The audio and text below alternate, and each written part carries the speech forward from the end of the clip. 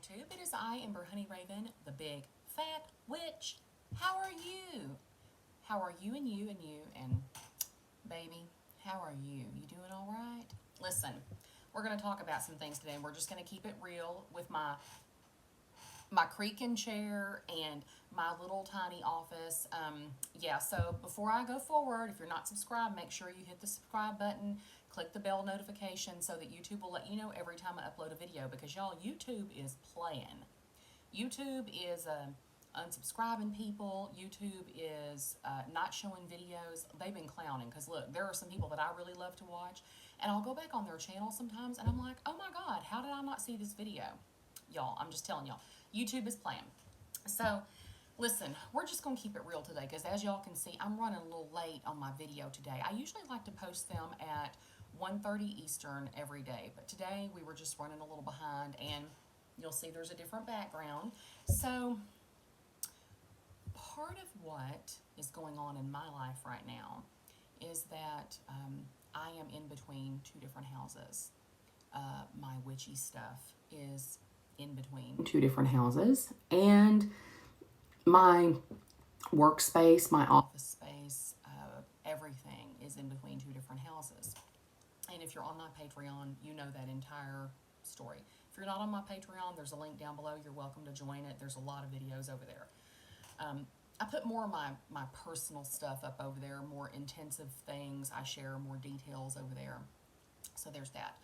But I wanted to make a video today. I was going to start out making a video about using books that other people have written to kind of help you in your spellcraft and in your witchcraft. But you know what? I think that's a video for another day, because as I was like getting ready to come in here and film, all these things were happening.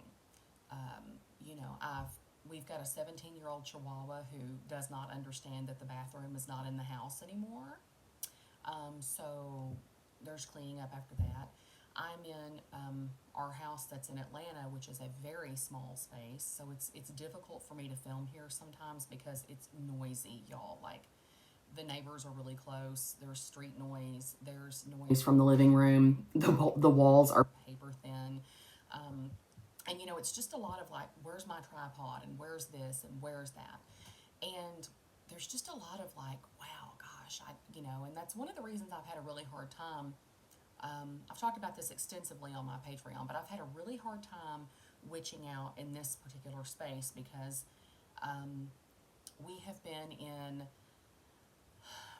such a swirling eddy of question marks, my wife and I, for the last couple of years, as far as looking for a house. And we thought we had one at one time, and we lost the bid on it, and you know, all these things happened, and then we had lots of family issues that needed our full attention, and now we're all stuck at home because, you know, there's this sickness. I'm not going to say the word because YouTube may yank my video, but you know, we're all like at home for a long time, and so buying a house has been difficult. Even going and looking at a house with a realtor has been difficult. So that 3-minute explanation is to bring me to this. It occurred to me that one of the themes that has also come up for me over the last couple of years is not feeling like I have the space or the time to witch out. And again, it goes back to the idea that our space has to be perfect. But beyond that, like particularly today, like I find it very difficult to you know, focus and concentrate on my witchcraft if there's lots of noise coming from other spaces, if there is lots of distractions, if there's a big long list of things that need to be done in my house. I have a really hard time, you know, saying, hey, I'm going to carve this time out for me to go in there and do a little meditation or talk to my goddess or whatever. But this is what I wanted to say out loud for this video. I know a lot of us are really struggling right now with feeling not only motivated, and I've talked about that in other videos about feeling motivated to craft, but right now, this particular situation in the world that we're in with, you know, there's lots of sickness going around. There's people that are like, you know, in their homes, people that are not going to work. It's not just about motivation sometimes. Sometimes it really is the physical space of look, I'm at home and I've got my children at home with me all day, so I don't have the time or the space to witch out. Or I'm home and it's so loud, I can't concentrate on meditating. Or, I'm stuck in my house, so I can't go to the graveyard and get cemetery dirt. Or, I don't go to work, so I'm not just out, doing things where I would normally stop off and get a book or stop off and collect leaves or whatever. So I want to talk about just witching out while confined. Now, I will also say a fantastic resource for this is if you have not read any of Damien Eccles' books that he wrote. Damien Eccles was one of the West Memphis Three. He wrote a book while he was in prison about his practice of witchery while he was in prison and the ways that he practiced and the ways that he meditated. And I found that book to be very powerful. And I don't agree with everything in it, but I found it to be it was a powerful message on you can create witchy space anywhere under any conditions. And so that's the thing I've been trying to remember lately. So a couple of the things that I've done for myself is, look, I have a door on this room, and my wife knows that when I'm in this room with the door shut, it is a do not enter zone. It is, I am working on something that needs my full attention. So first order of business, if you have a room you can go in and shut the door and set some ground rules with your family or the people that you live with that says, look, if my door is closed, don't bother me for any reason unless your arm is falling off. And I know that some of you folks that have children are like, well, it's not that easy, but if you have the ability to do that, shut the door. If you are having a hard time meditating because of noise, I highly recommend two things. Number one, earplugs. Okay, earplugs can be super helpful to drowning out dogs barking, babies crying, televisions, and things like that. But also ambient noise. If you have the ability to, I'm sorry, I thought my door was open. That was weird. I mean, it's literally right there. It's weird. If you have the ability to turn on like a white noise machine that will also help drown out some of the creaking and popping from your house. And again, the noises that you may hear. If you live near train tracks and you hear that at noon every day, try some white noise. But also, try and see if it's possible for you to focus the time that you want to witch out around, like if you know there's a train coming through at 1:30 every day, try not to witch out during that time. I know it's not as simple as that for everyone, but if you can plan to witch out at certain times when it's going to be quieter, when the kids are going to be working on schoolwork, or when your husband or wife is at work, take advantage of that. And also, just remember that it's really, again, I've said this a dozen times, it's not about perfection. It's just about the practice, okay?